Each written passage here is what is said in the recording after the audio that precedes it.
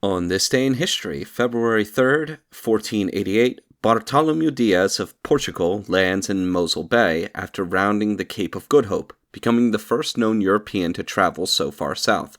Included in the following is an excerpt from the 1944 edition of the Encyclopedia Britannica going over the history of the explorer.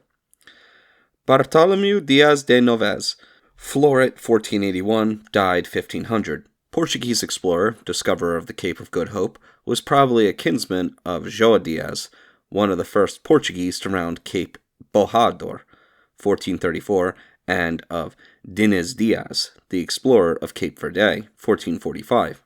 In 1478, a Bartolomeu Dias, probably identical with the discoverer, was exempt from certain customary payments of ivory brought from the Guinea coast. In 1481, he commanded one of the vessels sent by King John II under Diogo de Azambuja to the Gold Coast.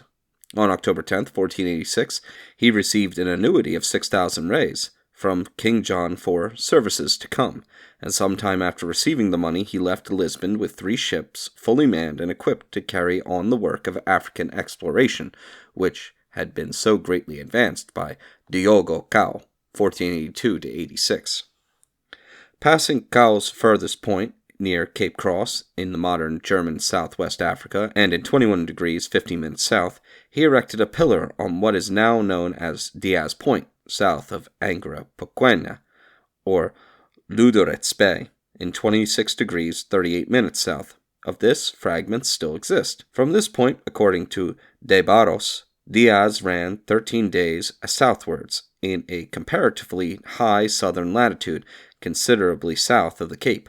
Failing, after several days' search, to find land, the Portuguese turned north, and so struck the south coast of Cape Colony at Mossel Bay, Diaz's Bahia dos Vaqueiros, halfway between the Cape of Good Hope and Port Elizabeth, February 3, 1488. Thence they coasted eastward, passing Algoa Bay, Diaz's Bahia da Roca. The officers and men now began to insist on return, and Diaz could only persuade them to go as far as the estuary of the Great Fish River. Here, however, halfway between Port Elizabeth and East London, the northeasterly trend of the coast became unmistakable. The way round Africa had been definitely laid open by the Portuguese explorer, and on his return, Diaz perhaps named Cape Agulhas after St. Brandon, while on the southernmost projection of the modern Cape Peninsula, whose remarkable highlands doubtless impressed him as the practical termination of the continent, he bestowed, says De Barros, the name of Cape of Storms, Cabo Tormentoso. This name was changed by King John to that of Good Hope, Cabo de Boa Esperança.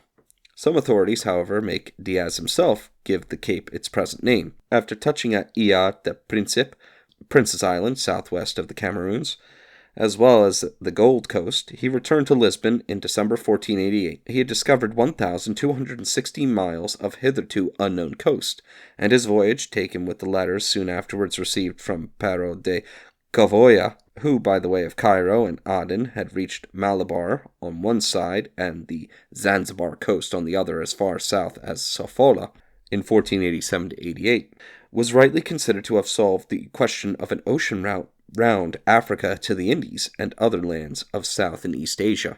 No record has yet been found of any adequate reward tendered to Diaz for his great achievement. On Cabral's voyage of 1500, it had been recorded he was indeed permitted to take part in the discovery of Brazil, April 22nd, and thence should have helped to guide the fleet to India, but he perished in a great storm off his own Cabo Tormentoso, now known as Good Hope, and which he discovered in 1488. As Galvano says, he was allowed to see the Promised Land, but not to enter it.